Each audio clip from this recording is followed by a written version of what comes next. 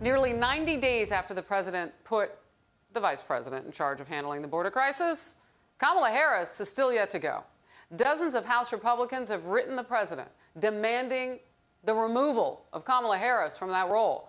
And Democratic Texas Congressman Henry Cuellar, who told the Faulkner Focus last week he asked the vice president to visit, says he's still trying, still waiting. I've not heard from her office. I have talked to the White House, my White House contacts, but I've not heard from her. And again, we're ready to help her in any way. This is not our first rodeo. We saw this 2014 under President Obama, 2019 under President Trump. There are people that are just coming in, and as long as, if we don't take those incentives away, then they're just going to keep coming. I mean, that's plain and simple. Respect to Representative Cuellar, but come on, this isn't like it was in 2014. It hasn't looked like this in more than 20 years. Arizona Attorney General Mark Brnovich. Great to have you on the program. First of all, I want to get your reaction to what we are learning and finally hearing words that we never wanted to hear, never thought we would. They're done. They're overwhelmed at this point, the border agents. Yeah, it's so disappointing, Harris, because, you know, these folks are trying to protect us, trying to protect the entire country.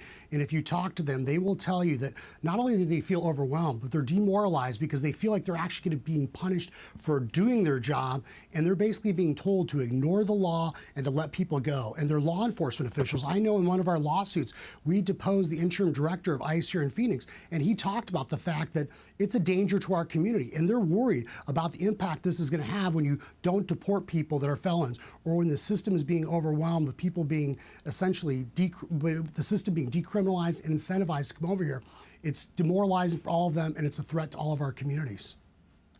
You know, I just want to lean in just quickly to remind everybody about those lawsuits, because they hear you saying that you're suing, and just quickly catch us up on how that is unfolding. So we actually, in our lawsuit that sued the Biden administration for their interim guidance, their pause on deportations, which apparently now has become permanent, we are waiting for a federal judge's decision. We're hoping we get that decision every day. She was hard in the questioning. She recognized that there are people in state and federal custody that are being released in our communities, and the Biden administration had no answer for why they're doing that, and that is a threat and a danger to our community. So we're waiting for that decision. We also have two other lawsuits going on. One of them regarding the public charge rule. Me and a couple of the other AGs have petitioned the Supreme Court to let us intervene to basically protect that rule that the Trump administration created that would stop allowing benefits like housing and welfare and other things that are costing the American taxpayers, and we say incentivizing illegal border crossings. Right. And then our last lawsuit was related to the immigration or the environmental crisis that's being created by all the people crossing the border. Well, and I want to tell everybody there's another thing that's happening. Axios is reporting this summer President Biden will end a Trump-era rule that mandates sending family units back to Mexico. Karl Rove was talking about it. I want you to talk about it now.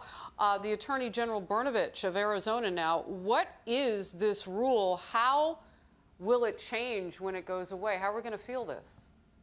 Well, Title 42 is a federal statute, and what has happened during the Trump administration, they tried to limit the people coming across the border where they could do these expedited removals based on the fact that they could be a public threat, a health threat to people in the country.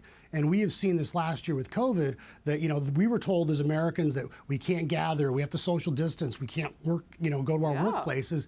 And yet the Biden administration now has these detention centers. In fact, a 1,200 room hotel here in Scottsdale, Arizona, where people are cramped together and then being released into our community. So there is this potential threat to the public health and safety, and the administration has some discretion. And what I think we've seen, Harris, is that there's the old Pottery Barn rule that if you break it, you buy it. And I would submit to all your viewers that the Biden administration is breaking the border. They're essentially destroying it, and it's up to them to fix it. And by them creating all these incentives or making it harder for ICE to do its job, they are encouraging more and more people to come here. The system is being overwhelmed on so many different levels, and the cartels are taking advantage of the situation.